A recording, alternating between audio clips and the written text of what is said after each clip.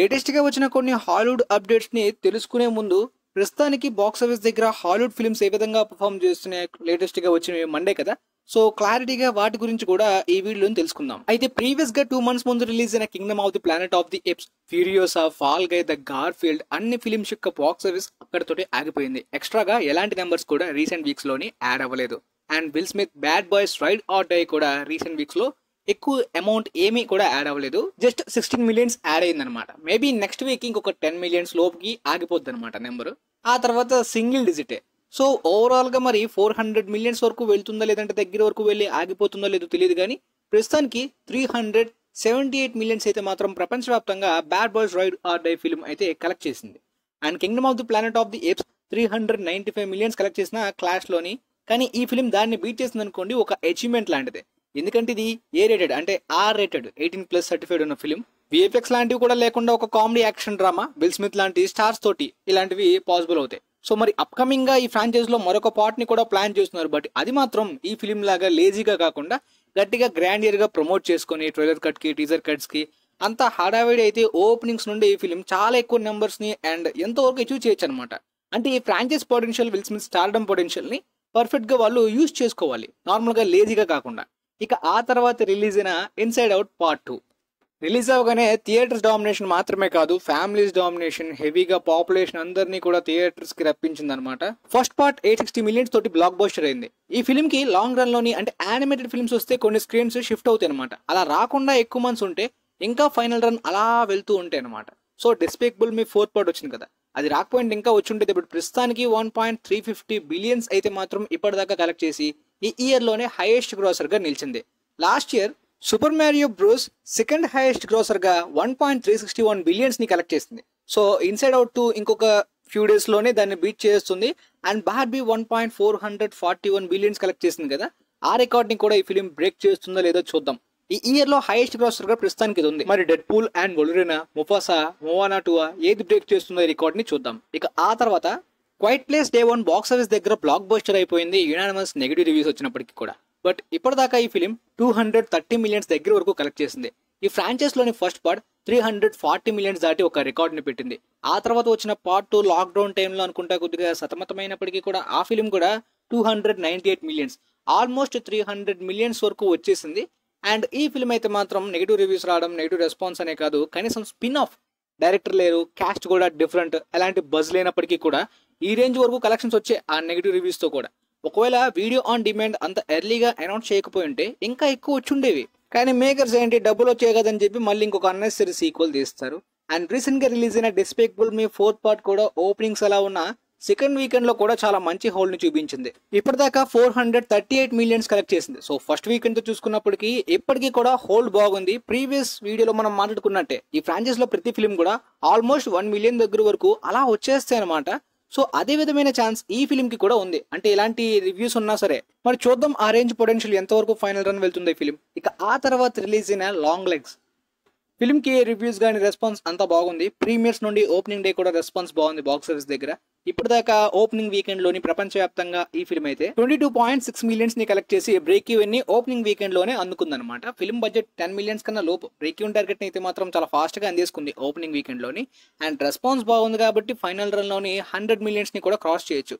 ఇక ఆ తర్వాత Scarlett Johansson and Channing Tatum యొక్క fly me to the moon ఈ ఫిల్మ్ ఓపెనింగ్ వీకెండ్ లో 19 million మాత్రమే కలెక్ట్ చేసింది. ఫిల్మ్ కి మిక్స్డ్ రివ్యూస్ వచ్చాయి, అంత మంచిగా పాజిటివ్ రివ్యూస్ ఏం రాలేదు. చూడాలి మరి ఫైనల్ రన్ ఎంతవరకు వెళ్తుందో.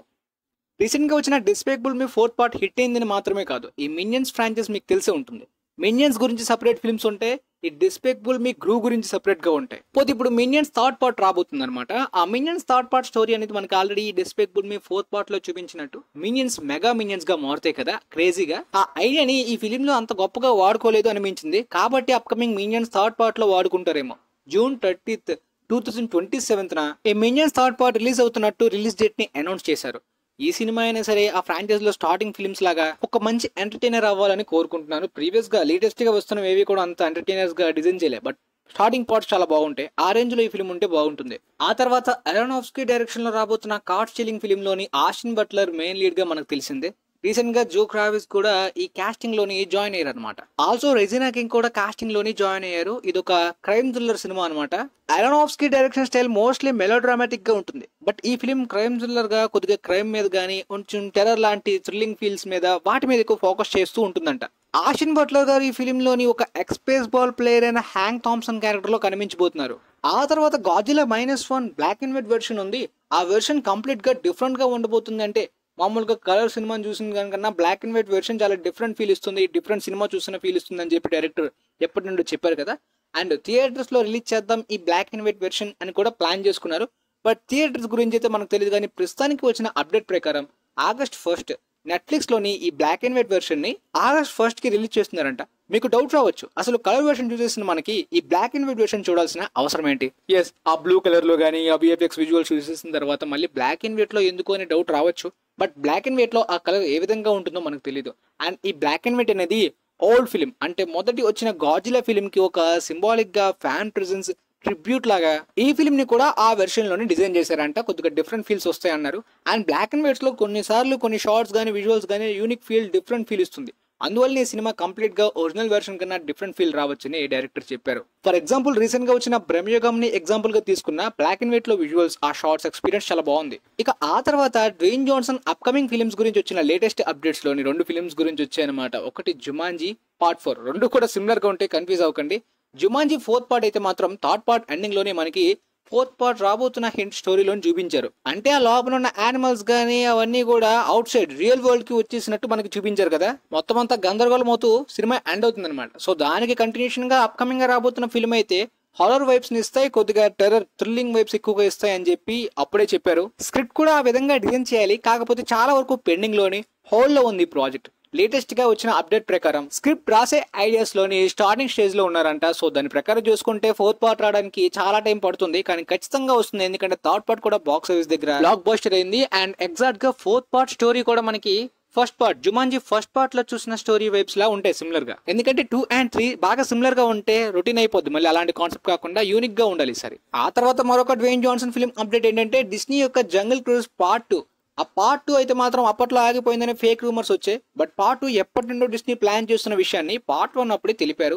సో రీసెంట్ గా వస్తున్న అప్డేట్ ప్రకారం పార్ట్ 2 వర్కింగ్ అయితే స్టార్ట్ అయిందనమాట. స్టార్టింగ్ స్టేజ్ లో ఉంది. అంటే స్క్రిప్ట్ రాసే ప్రాసెస్ కాదు, మొత్తం వర్క్స్ ని మొదలు పెట్టే స్టార్టింగ్ స్టేజ్ లో ఉందని చెప్పొచ్చు. అంటే జుమాంజీ 4th పార్ట్ కన్నా జంగిల్ క్రూజ్ పార్ట్ 2 ని మనం త్వరగా చూసేయచ్చు అనమాట. ఎగ్జాక్ట్ గా డ్వేన్ జాన్సన్ టైం 2019 టైంలో హబ్షన్సా జుమాంజీ ఆ టైంలో చాలా బాగుండేది అనమాట. మొత్తం ఇయర్ కి ఎక్కువ శాలరీస్ తీసుకోవడం కానీ, వరుసగా అన్ని హిట్స్ చూడడం కానీ. అండ్ లాక్డౌన్ తర్వాత కూడా రెడ్ నోటీస్ కానీ, జంగిల్ క్రూజ్ 1 కానీ అండ్ బ్లాక్ అడమ్ కానీ గ్యాప్ లేదు. బట్ అప్కమింగ్ గా ఆ హబ్షన్సా 2 కూడా కంటిన్యూ అయితే Netflix upcoming red notice sequels కూడా డెవలప్మెంట్ లో ఉన్నాయి. వారికి కూడా హై శాలరీస్ వస్తాయి. సో ఈ అప్కమింగ్ సీక్వెల్స్, ఈ కమర్షియల్ ఫిల్మ్స్ తోటి గట్టి డబ్బులు ఎర్న్ చేస్తారు డ్వేన్ జాన్సన్. ఆ తర్వాత అప్డేట్ విషయానికి వస్తే డిస్నీ ప్లస్ లోని కింగ్ కాంగ్ యొక్క ఆర్జిన్ సపరేట్ వెబ్ సిరీస్ తీయబోతున్న అప్డేట్ ఎప్పుడో 2022లో వచ్చింది అనుకుంటే. అప్పట్లో వీడియో చేశాను, మీ అందరికీ గుర్తుందో లేదో తెలీదు. కింగ్ కాంగ్ అనేది ఓపెన్ రైట్స్ ఉన్న ఐపీ కాబట్టి రైట్స్ గురించి ప్రాబ్లమే లేదు. డిస్నీ ప్లస్ వాళ్ళు హ్యాపీగా తీసుకుంటారు. అండ్ వెబ్ సిరీస్ మొత్తం ఐడియా తీసుకున్నారు, రైటర్స్ ని వర్కర్స్ ని పెట్టుకుందాం అనుకున్నారు. కాకపోతే రైటర్ స్ట్రైక్ చాలా ఇబ్బంది పెట్టింది. కంప్లీట్ గా ప్రాజెక్ట్ ని పక్కన పెట్టేశారంట. కనీసం అప్డేట్స్ కూడా అందుకని రాలేదు.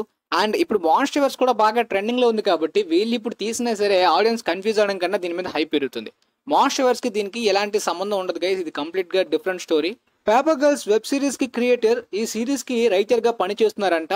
అండ్ ఈ స్టోరీ అంతా కూడా కింగ్ కాంగ్ ఆరిజిన్ మీద, ఆ స్కల్ ఐలాండ్ లో ఉండే సూపర్ న్యాచురల్ యాక్టివిటీస్ మీద ఉండబోతుంది. అంటే కింగ్ కాంగ్ పార్ట్ 1 సినిమా లాగా. అంటే హారర్ ఎలిమెంట్స్ కూడా ఉంటాయి. మనం కింగ్ కాంగ్ చిన్నప్పుడు చూసినట్టు ఆ ఎలిమెంట్స్ ని మాన్స్టర్స్ లో సరిగ్గా వాడుకోలేదు స్కల్ ఐలాండ్ గురించి. మేబీ డిస్నీ ప్లస్ వాళ్ళు వీలైనా వాడుకుంటారు లేదో వెబ్ సిరీస్ ద్వారా బాగా చూపించే ఎక్కువ ఎపిసోడ్స్ లో. ఇక డిస్నీ నుండి ఒక షాకింగ్ అప్డేట్ వచ్చింది. రీసెంట్ గా వచ్చిన వాళ్ళ కంప్లైంట్స్ ప్రకారం అయితే డిస్నీ యొక్క 1 TB డేటాని అయితే మాత్రం ఎవరో హ్యాక్ చేసి దొబ్బేశారంట.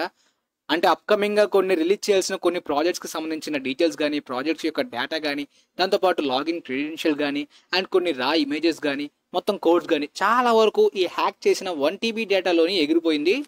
డిస్నీ అంటే ప్రపంచవ్యాప్తంగా చాలా పెద్ద కంపెనీ, చిన్న ఆషామాషా కంపెనీ కాదు. అలాంటి పెద్ద కంపెనీ నుండి ఎంత ఇంపార్టెంట్ డేటా అప్కమింగ్ ఫిలిమ్స్ కి సంబంధించి పోయిందంటే ఆన్లైన్ లో వాటి వాల్యూ చాలా ఉంటుంది. మరి ఈ హ్యాకర్స్ దాన్ని ఏ విధంగా వాడుకుంటారో చూడాలి. కానీ ఇది ఒక సీరియస్ ఇష్యూ కాబట్టి వాళ్ళు దొరికిపోతారు. డిస్నీ ఏదో చిన్న కంపెనీ కాదు కదా, చాలా సీరియస్ గానే ఇష్యూ ఉంటుంది.